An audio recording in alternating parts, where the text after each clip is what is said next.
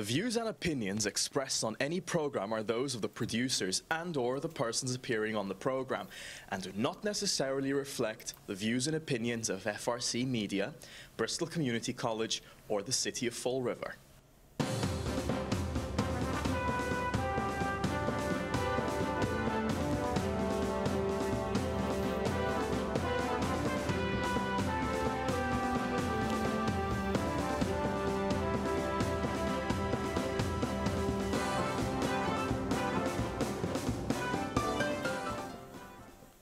Well, hello. Welcome to Spindle City Straight Talk. I'm Chip. And I'm CJ. And it's hump day. Here we are, middle of the week, and the Chamber of Horrors was in full force yesterday. Oh, please. Yeah, they were. They I think I lost some more hair. I'm going to look like you pretty soon. That's right. That's why I don't have any. I've been going there for so many years. I started pulling it out at an early age. So now I don't have to spend money on barbers. At least I can save some money. But, you know, again, we have the Let's see how much more money we can spend, and the hell with the taxpayer. And we're not only going to mortgage the future for our grandchildren, but our great-great-great-great-grandchildren. And by the way, you know, Sean Kadim, I guess, yesterday said, you know, why are we making we have to bond for $122,000 for a couple of cruises? Why don't we just use it out of the money we've got? We got plenty of money, 122 grand.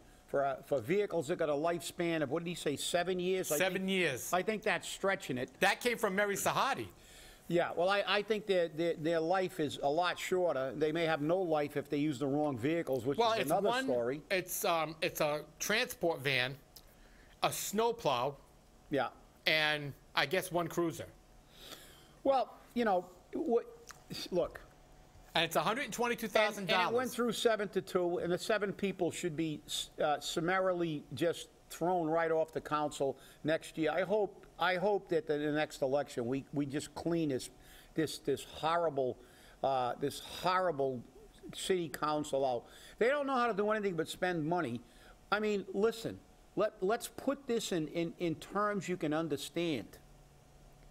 All they do, even for the littlest thing, it's like they bond everything. $122,000 in a city budget that's more than $250 million. That's chump change. We can't afford $122,000. We shouldn't be doing anything. But we have a $2 million slush fund. Yeah, that's right. The money from the purple bags is just going into a slush fund. You know, that's the point. The point is their MO, their financial MO, are two crack financial wizards. They bond for everything, so they don't have to spend any money. It's like you going and never paying for anything. You get a credit card, you max it out, you get another credit card, you max it out, you get another credit card, you max it out. The only difference is after you do that a few times, they stop giving you credit cards and you go bankrupt. But this way, they keep raising taxes, raising fees until everybody moves out, and then the city goes into receivership. $122,000 we're going to bond for. We're bonding for 30 years. Guess what this means, everybody? Remember they told you that that debt exclusion may be all set after 8 years? Forget about it, because we already have, by their own admission, the worst bond rating in the area. So do you think at the end of 8 years we're going to be able to say this thing is, we're going to have so many other bond bills that they're going to say, guess what, it's sticking around. So if you're still alive in 8 years, don't be surprised. It's kind of like the rail, it's kind of like the commuter rail, you know? That's going to get eliminated, and the commuter rail is coming. It's BS. You know, all they know how to do is spend money. All they know how to do, they never ask a question. This is for the police. This is for the kids. Well, you know, vehicles are supposed to be part of the normal, you know, you're supposed to be part of the budget. You know, replacement, maintenance. We never do maintenance. Big ticket items, repair for schools and government center. Again, you, the taxpayer, are paying for repairs and rebuilding for things that are not maintained, even though we have maintenance departments everywhere, in every place. They've got maintenance in City Hall, they've got school department maintenance, they've got everything. Nobody maintains anything. Isn't it the maintenance department's job, and actually Department of Community Maintenance by ordinance is supposed to maintain every building? You got a major issue, you deal with it early when it doesn't cost you $10 million. But that's all this city does. That's all these councilors do. Oh, it's for the kids, it's for the police. Yeah, you're right. Why aren't you asking the question why we continually have to do this? Every single time, within every couple of months, we're getting hit with another bill for a building that wasn't maintained. Has one of these clowns in the Chamber of Horrors ever taken the administration for task for not having some accountability for why maintenance hasn't been done? No. Oh, the building, you got to replace the building. We got to fix the building. 10 million here and there, keep bonding. Oh, by the way, we got the worst bond rating in the world. So what's the answer to that? Bond some more. That's right. It's like, hey, people, if your credit rating is like 11, you think it's going to improve if you keep putting yourself in more debt? No. How do you improve your credit rating? Stop charging things. Stop kicking the bills down the road like you kick the can down the road. Pay your bills. Show that your debt is decreasing. And then your credit rating improves. What does this city do? Bond, spend, pay raises, never ending. And then you complain, oh, why are my taxes going up? Why are my fees going up? Why is everything going up? Because they never stop spending your money and giving it to their friends, whether it's in pay raises for their political hack appointees or whether it's through the CPA to give all their political contributors and their friends money to do repairs for private buildings like the Academica. And then you wonder why the city's a mess in a city that the average income is $22,000.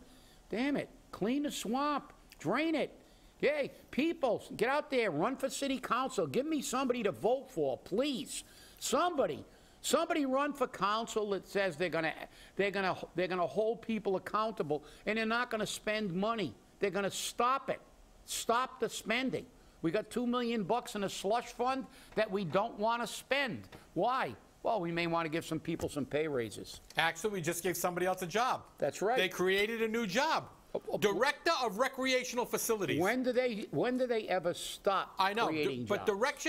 Director of Recreational Facilities. What the hell does the park department do that they need this guy? This guy or girl is going to be a director of recreational facilities, the director of the parks. Isn't that the park department facilities? What is that? The bathrooms? What are they don't even have bathrooms in our parks anymore. You know, I mean, the bathroom at Kennedy. Kennedy's the only one that has one. Yeah, I think. it's still I think they still. I don't know. They may. I don't. Yeah, no, they still have one because the park department office is in that building. Oh, that's the only reason. Right. Okay. Yeah, but I mean, facilities. What facilities? You know, they got you got grass and what do you got? A couple jungle gyms there. So you're gonna create a job, pay a salary, give a pay raises. Well, we'll see who this one fits with. But again, this is what we do. This is what this city does. This is what your government is doing to you, and it's your fault. You keep putting these clown faces back in, and a clown face by on here. Even the new guy, what does he do? He hasn't said like 17 words since he's been elected, and all he does is nod his head. You got a bunch. You know, it's all about. Oh, it's all about the kids. It's all about this. It's all about that. Well, why don't you bring the police chief in and say, why haven't you implemented a system whereas you purchase cruises on an ongoing basis so we don't have this problem? Well, they had the police chief. Why isn't your maintenance department maintaining cruises? Why aren't they, you know, why are these things, you know, and then all we ever do is bond? Well, if you look at Newton, one of my favorite, because they have every budget they have to project what they have to buy. And each department head is supposed to run his department. And if a department head in Newton comes back and if the guy in charge of cemeteries says, oh, by the way, I'm going to go in front of the Newton City Council because I want a bond for shovels, somebody on that council is going to say, why? Why isn't it in your budget? Why isn't, you got pencils and paper. Those are necessary parts. It's like a carpenter not figuring he's ever going to have to buy a hammer. Or nails. Or a nail. But no, we just don't do anything until everything goes. Then we run before the council and say we got a bond. And what did our illustrious financial team say? Oh, well, we may have to come back. Well, if you come back, why don't we do anything? We can't reinvent the wheel. Why don't we do things? We're always talking about getting paid like they get paid up there. Why aren't we as efficient? Isn't there accountability? You look at the Newton budget. It has a perspective of everything that's going to be done during that fiscal year. It also has a synopsis of what was accomplished the previous fiscal year and what that was on that list that wasn't. There has to be a reasonable explanation why it wasn't done. And all those department heads are accountable to doing it. Why aren't they doing it? Why isn't the fire chief, look, I can tell you, I called, God, 20 years ago, 25 years ago, maybe even 30, the time goes by so fast. I called for a matter of fact, I gave him a 5-year plan, and one of the parts of that plan was to replace fire apparatus on a rotational basis so he'd never have to replace a giant fleet or worry about begging for money to get trucks. Have they ever done it? No. Same thing with police, same thing with DCM. Why? Where's the maintenance? We see so many buildings falling into disrepair. Has anybody ever tried to affix accountability for why these things are happening? Why are these buildings falling apart? Why didn't somebody fix the roof when it first started leaking? No, let it leak for 20 years until the building's in total disrepair, and we'll fix the whole building. Why? Because you're not paying for it. That's the problem. In government, you're rewarded for incompetence. You get bigger pays, more assistance, and the taxpayer takes it on the chin. Welcome to the real world, and it's going to stay that way until you start replacing these people. Look, it's about the kids, but you are representing the children far better as a city councilor when you demand that their buildings are maintained from the minute the doors open. They do better as a city councilor representing the people. That's right. Representing the taxpayer, and in fact, but CJ, this is like, that. It's a propaganda con. Oh, the children, it's for the children. We got to have a new school. And they show the pictures of the buckets and and everything. Oh, and the floors are a mess. And oh, the standpipes are breaking, even though they didn't. They unscrewed a cap. But they show all this, and nobody says, well, why wasn't that fixed immediately? When that roof began to leak, why didn't we spend $50,000 fixing a roof rather than $260 million to build a school or something like that? No, nobody asked that question. You're representing the children far more when you demand that these people who are being paid to do that job do their job, and the children they won't have to wade through and walk around buckets and walk through water when they're going to school and going to a school that's in total disrepair for years before we finally nail the taxpayers again. But no, it's all about, let's all whine and use that as an excuse. Parade the children in. We need a school. Well, if our city council was doing their job and coming down and dropping a hammer on people, then these children would be better represented. The police department would have better equipment. The fire department would have better equipment if they made sure that we addressed the problem rather than letting it go until the taxpayer has to take it on the chin again, because everybody loses that way. But you know why? It's because of our motto. That's right. Screw you, taxpayer! Yeah. And you know, and that's the reality. That's our motto. That's the reality, because look, you're saying you know, it's about this, it's about that. No, it's not about it. It's about doing your job. Because guess what? In private industry, if the roof leaks, they fix it right away. They can't afford to sustain. But we just let things go, and never is there has there ever been anybody fired? No. Or reprimanded for the 22 windows? No. Nope. Has anybody ever been taken to task about the way they handled Dominion? Nope. No. No, no matter what they do. No matter what they do. Nothing ever gets done. And even the Inspector General and the Attorney General said, well, we don't know what happened, so we can't figure it out. Yeah, of course they don't. But everybody knows what happened. Right. You know, I mean, the mayor didn't know they were replacing windows, and they were doing it in his office. And he didn't know any. I know nothing. Probably same place his dashboard was hiding. Exactly. But nobody knows anything when it comes to fix and blame. Politicians never get it unless you get the feds in here. You know, because this is the problem. You there's never any accountability, because what do you get? When you work for the government, you actually get rewarded for your incompetency. You're a screw up, you can't do your job. Wait a minute. Let's give them a pay raise and 2 assistants. Exactly. So that's what 3 happened. people can screw up. Yeah. So now we got 3 people to pay to not do the job.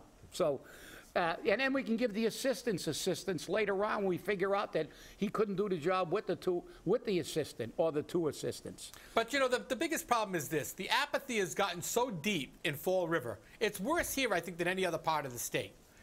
Because we can't even get people to run for office anymore. They're willing to accept idiots. They're willing to accept the same people over and over again and not try to get away from it. Because nobody wants to run because they're tired of running. They've run enough, and every time they run, they don't get elected because, well, this guy got elected for a chow mein sandwich. Why? He doesn't do anything except give you a chow mein sandwich. And spend your money. And spend your money. And, you know, that's where, and I'm sorry to say this because I know most of our viewers are seniors, but that's what happens, seniors. You keep voting for these people who give you chow mein sandwiches and meals instead of voting for people who have significant ideas that they can probably put into good use for the city to save money for your grandchildren and your great-grandchildren and your children. True. But the problem is we've had a lot of these people who would be a little bit more prone to watching purse strings. They've moved out of the city. They're just fed up. Right. They just leave. We've had a lot of bright people who, you know, now we've got people that are coming in and they don't work. They don't care. You know, they're on welfare. They're on mass health. They don't care. Nothing affects them. Well, what's interesting? So what do they care? And we continue to allow these people to just murder the people that are in this city. Now, they can't move out. The elderly, fixed income, they got a house, they're going to get nothing. What do we have? The worst housing market in the state. So they're going to take a beating on their house. They can't afford the fees, and they're going to be out. And ultimately, we're going to be where? In receivership, because nobody cares. Nobody will replace these people, and they're relentless. They just never, ever stop, and all they ever do is disseminate propaganda. We couldn't afford, we had to get a debt override. Then after they get it, they go, well, not really. We didn't really need it. Oh, we got a bond for 122 grand. Really? We got a budget, a city budget that's in excess of $250 million. You're going to tell me, believe me, if we can't afford $122,000, they're going to have to wait for the van and the snowplow. Buy one cruiser, because you need cruisers. But that's the way you have to do it. That's the way I have to do it. That's not the way the city has to do it. They want to keep their bills as small as possible, push them down the road till they're gone, retired, and out of the city of Fall River, and then your great-great-grandchildren will still be paying the bonds until we go into receivership, and everybody's going to get hammered. And this is the problem. We just went through this with the city trash trucks. Yep. We sold them for pennies on the dollar, and we're still paying over $5 million for these trucks, and we don't have them anymore. Yeah. Because it's a 30-year bond. Bonds are 30 years, people. $122,000 over 30 years. You try to go to a car dealership and get a car loan for 30 years. It's not going to happen.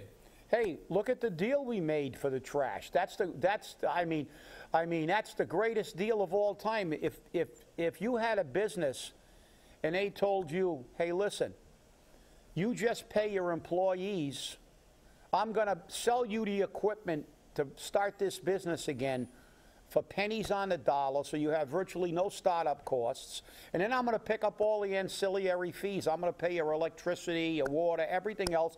I'm going to pay for everything. You want to do that? Oh my God, you'll have everybody in the world lining up to get that business. Exactly. And that's exactly what we did with the trash. We're still paying all the fees and all the associated costs. All they picked up was the cost of the labor. And then we sold them all the equipment for pennies on the dollar. So, I mean, of course they took the deal. You'd be a fool not to take that deal. And who got screwed at the end? You are, because continually it's going to escalate. And look, maybe not this year, maybe not next year, maybe not 5 years, maybe 10 years down the road. Fall River went into receivership once. It will go in again, especially with frickin' Frack in charge of the finances. And when that happens, guess what? There won't be a Prop 2.5. Oh. There won't be any debt exclusions, because no matter how much it is, you're going to pay for it, and you're going to get fewer services. Your parks aren't going to be mowed. Your cemeteries aren't going to be mowed. Your streets aren't going to be clean. Your trash may not be picked up right away. You're going to get basic services, and that's it, not a dime more. And they're going to gut all the contracts, all the Yep, people, all the contracts city are gonna go on. employees are going to be working for half of what they were getting paid, if they're lucky. And they'll gut everything like they always do when a receiver comes in. That's what they do. But guess who's going to be at fault? You. You are. And guess what? Most of the people on the city council that are responsible for this down in the Chamber of Horrors will be long gone. They'll be gone. As soon as that stuff happens, they're only in Fall River now because they got a nice little side gig, and they will be out of here like they got a rocket ship attached to their butt. They'll be flying out of here.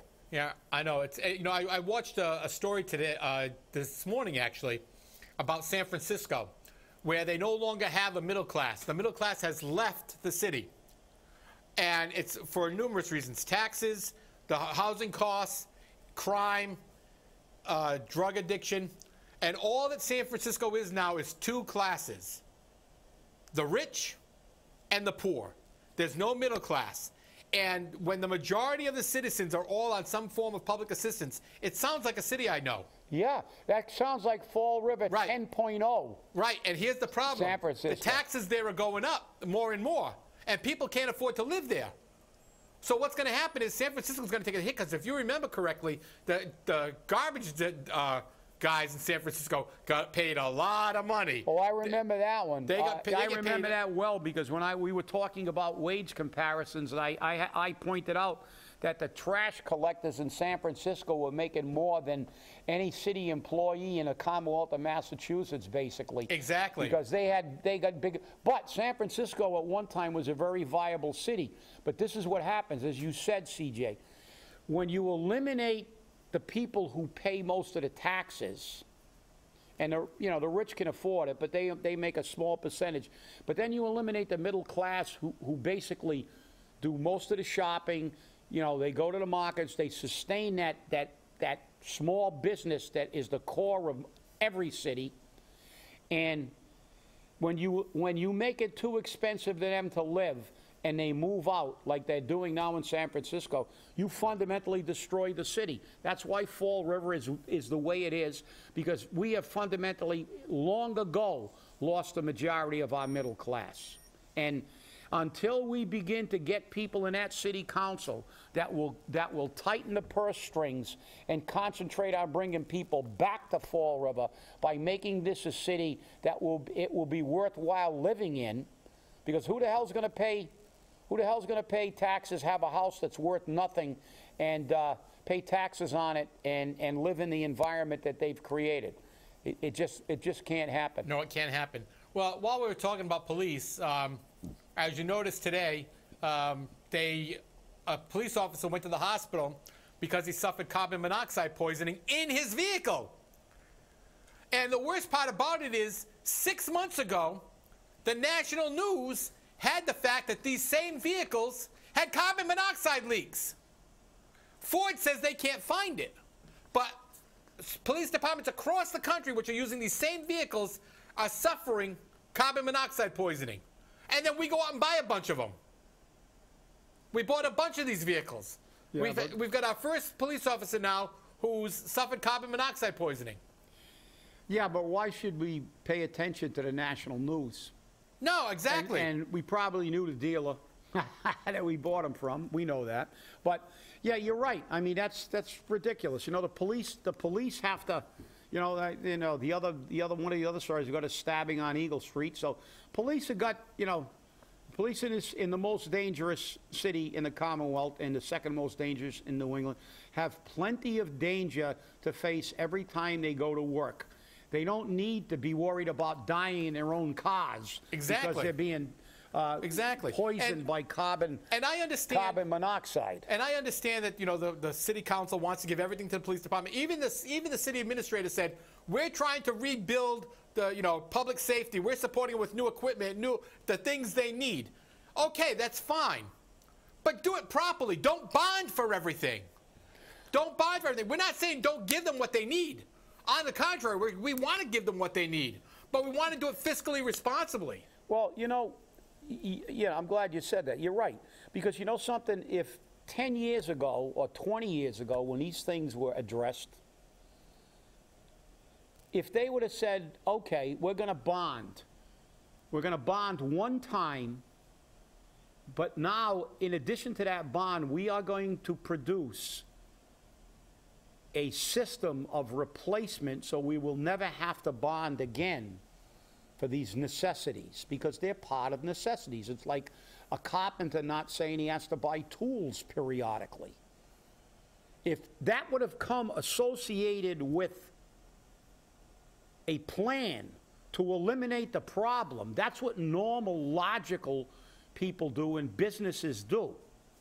People do it in their homes. They take a loan. They take a loan. They take a loan, and then they say, okay, but now we're going to take a loan while we address how we never have to take a loan again. But that's not the way we do it. It's bond, run it into the ground, and rebond and bond again, and that's the problem. The problem is it's just bad business, but it's business, government business, because government does not care. It is not them that are paying the bills. That's right, people, and as long as you don't change these politicians, because remember, being a politician was not supposed to be a career. On the city council, you've got city councils who have been there for 29 years.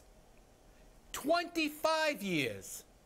It's time for these people to leave. It's time for them to say, okay, enough. Yeah, well, the thing was, you could say, let's do this on merit. If in the 29 years they were on, we went from Fall River to Newton, you'd say, okay, maybe they deserve to stay in because they really moved this city forward. But you can look at Fall River 29 years ago. It was a hell of a lot better place than it is now. Lower crime, small businesses were thriving. People had jobs, maybe not the greatest jobs in the world, but they had jobs. And, in 29 years and 20 years, and all these people have been on a council multiple times, has the city improved? No. Let's look at their voting record. Was there ever a bond that they didn't like? Was there ever an opportunity to raise fees and switch the tax burden to the residential taxpayer they didn't support? No. Should they be in a city council? No. But it's up to you. So stay angry, everybody. We will see you on Friday. And remember, we'll see you Friday, everybody. The tax dollar you save may be your own. Have a great day now, and stay angry.